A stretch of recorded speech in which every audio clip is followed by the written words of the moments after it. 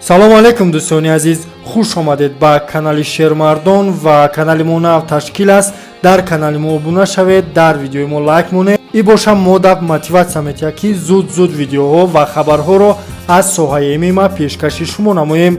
агар шумо дар канали мо обуна шида бошед, дар ҳамин видео лайк монда бошед, мо оғоз мекунем видеои имрӯзара.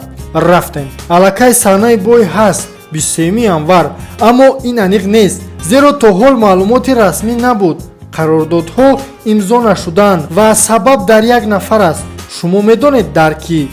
ин дасти Парье аст ки ӯ кӯшиш мекунад аз UFC ҳарчи бештар пулро канда кунад ва бинобар ин гуфтушунидҳо вақти зиёдро гирифта истоданд. Ариел Хелвани дар ин бора чунин гуфт, гӯш мекунем. аллакай манбаъҳо мегӯянд ки задухурди байни Макгрегор ва Парье тасдиқ нашудааст. шартнома ба имзо нарасидааст. Макгрегор мушкиле надорад, вай дар амал аст ва дар воқеъ мехоҳад карьери худро дубора барқарор кунад. сабаб ҳамон аст ки ҷанги байни Парье ва Фергюсонро рӯзи 24 октябр иҷозат надоданд. ба назар чунин мерасад ки Парье барои ба даст овардани созиши беҳтар кӯшиш мекунад. ба гуфтушунидҳо ин қадар дер давом карда истоданд. UFC ба ман гуфт ки агар Макгрегор розӣ шавад, онҳо метавонанд Парьеро бо Геҷи иваз кунанд, гуфт Хелвани. аз ин ро дӯстон, хурсандӣ кардан барвақт аст. мо бояд маълумоти расмии UFC-ро интизор шавем.